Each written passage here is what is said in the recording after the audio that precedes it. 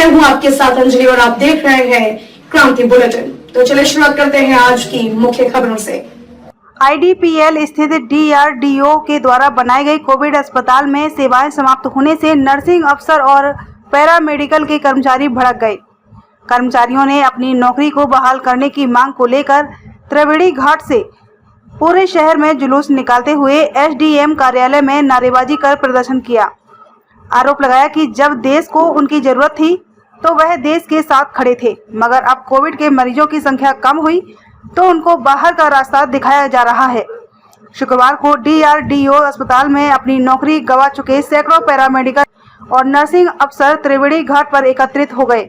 कर्मचारियों ने त्रिवेणी घाट से एसडीएम कार्यालय तक पूरे शहर के बीच केंद्र और राज्य सरकार के खिलाफ नारेबाजी करते हुए जुलूस निकाला। एसडीएम कार्यालय में प्रदर्शन करने के बाद एक ज्ञापन एसडीएम को सौंपा। मौके पर कर्मचारियों ने अपनी नौकरी को फिर से बहाल करने की मांग की। चेतावनी भी दी गई, यदि उनकी मांग पर सरकार ने ध्यान नहीं दिया तो वह सड़कों पर उतरकर उग्र आंदोलन करने के लिए बाध्य होंगे, जिसकी पूरी जिम्मेदारी सरकार की होगी। जिंदर सिंह है, मैं लैब टेक्नीशियन हूँ एम्स डीआरडीओ में।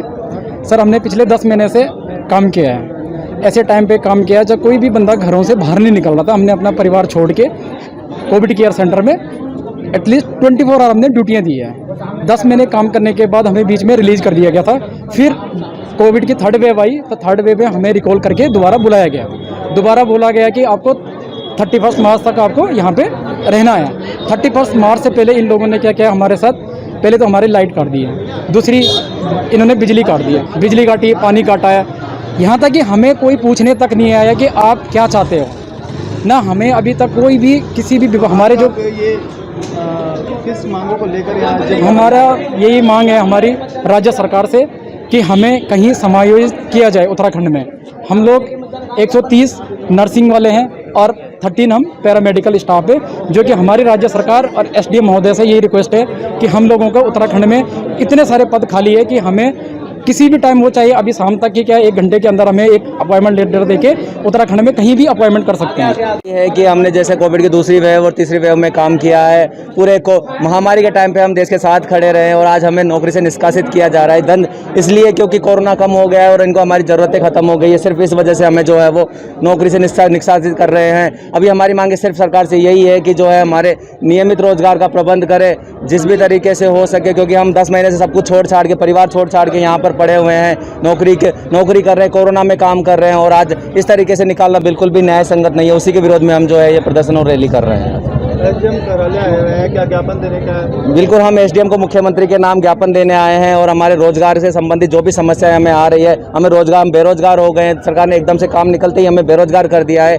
जो कि बिल्कुल भी गलत बात है। उसी के संबंध में हम एसडीएम उप जिलाधिकारी को यहाँ पर जो है मुख्यमंत्री के नाम ज्ञापन देने हम यहाँ पर आए हैं।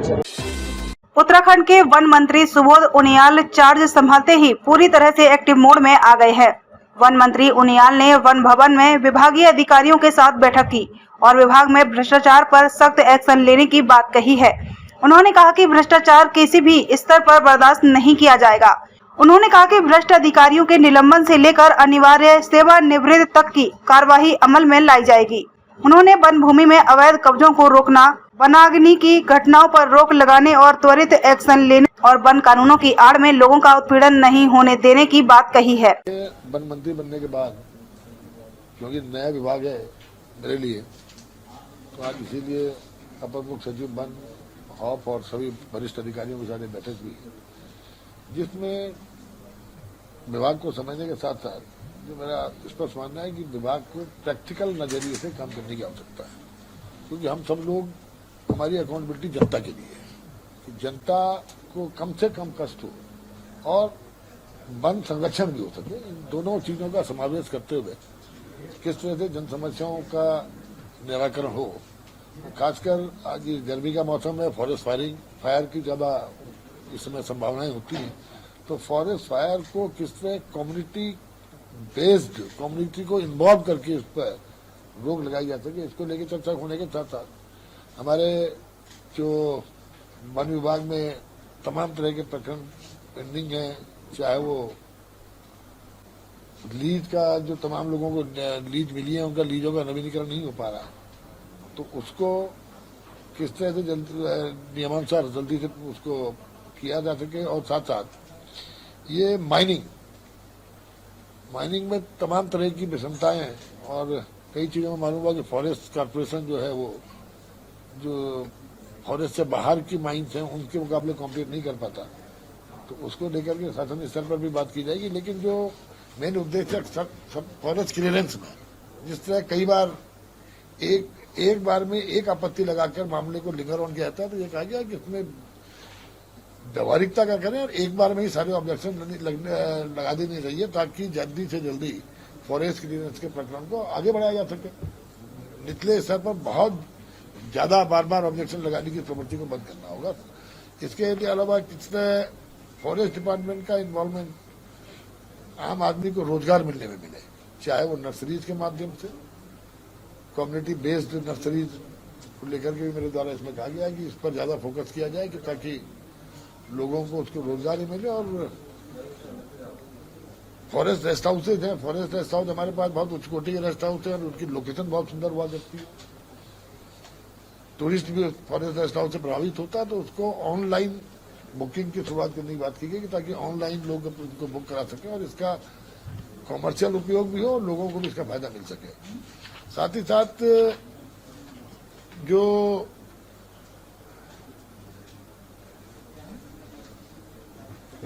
फॉरेस्ट में जो निर्माण कार्य होते हैं, क्योंकि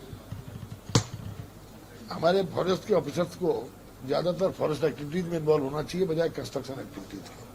तो इसके लिए क्या हुआ कि फॉरेस्ट इंफ्रास्ट्रक्चर एक कॉर्पोरेशन का निर्माण किया जाए जो कि पूरे प्रदेश के अंदर जो फॉरेस्ट में आत्मनिर्भर होते भारत की एक आदर्श प्रेरणा है रुचि सोया इंडस्ट्रीज लिमिटेड। रुचि सोया ने एडिबल ऑयल के साथ साथ FMCG, biscuit, implant based organic Nutrela nutraceuticals में भी एक नया कीर्तिमान स्थापित किया है। आइए रुचि सोया के साथ मिलकर देश को स्वस्थ, समृद्ध और शक्तिशाली बनाने का इतिहास रचे।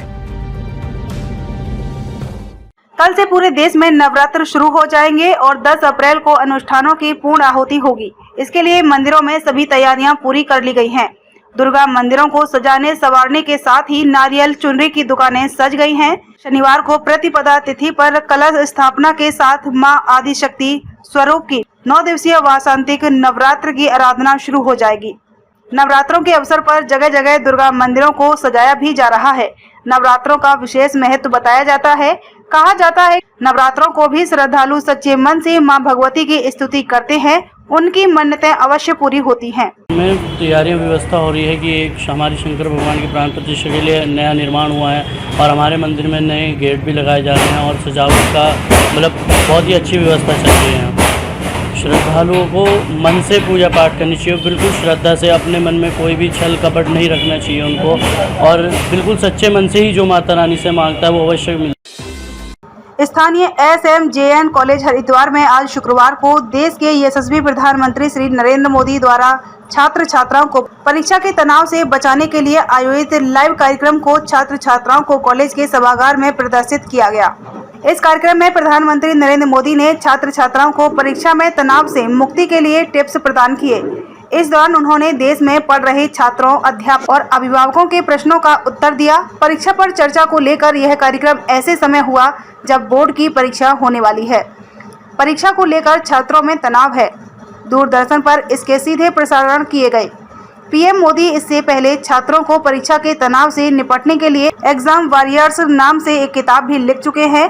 कॉलेज के प्राचार्य डॉक्टर सुनील कुमार बत्रा ने सभी उपस्थित छात्र छात्राओं से आह्वान किया कि वे माननीय प्रधानमंत्री नरेंद्र मोदी जी द्वारा दिए गए सुझावों को अमल में लाकर अवश्य ही कामयाबी प्राप्त करेंगे।